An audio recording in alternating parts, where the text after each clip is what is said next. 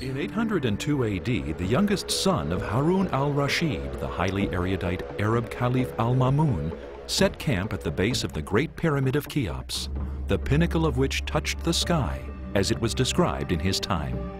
He came not with a great army of warriors, but with hundreds of stonemasons, engineers, and architects, his quest to find the pharaoh's treasure, and to discover the secret of the weapon which does not rust from blood and water, and glass which bends and does not break. Scribes assured the caliph that all this lay behind the stone plates of the Great Pyramid, guarded by the great beast with the body of a lion and the head of a sage, the part played in their stories by the Sphinx.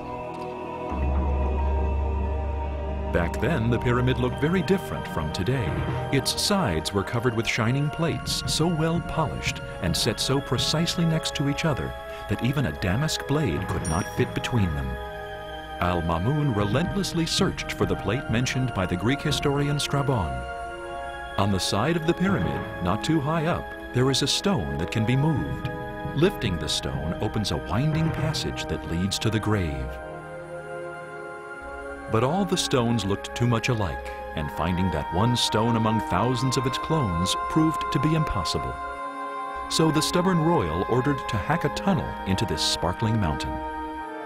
To Al-Ma'mun's disappointment, they found no treasure inside. Even the sarcophagus, the supposed resting place of the pharaoh, was empty. Whether the sarcophagus had a lid, and if it did, where did it go, is subject to debate to this very day, as well as why there are so many passages and rooms inside the Great Pyramid, if all it ever had been is just a tomb. Today, over 1,000 years after this so-called first archaeological survey, the interior of the Great Pyramid has been studied in great detail. Besides the pharaoh's chamber with its marble sarcophagus and the relieving chambers above it, several other rooms have been discovered.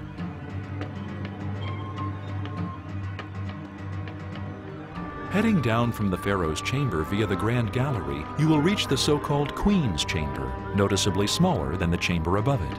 Then there is another room known as the Subterranean Chamber because it's located below the actual base of the pyramid. Unusual in its shape, it has a dead-end tunnel, well known to all devotees of ancient legends associated with the Great Pyramid.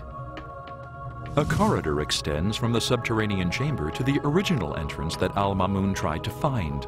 The entrance itself, however, remains sealed to this very day.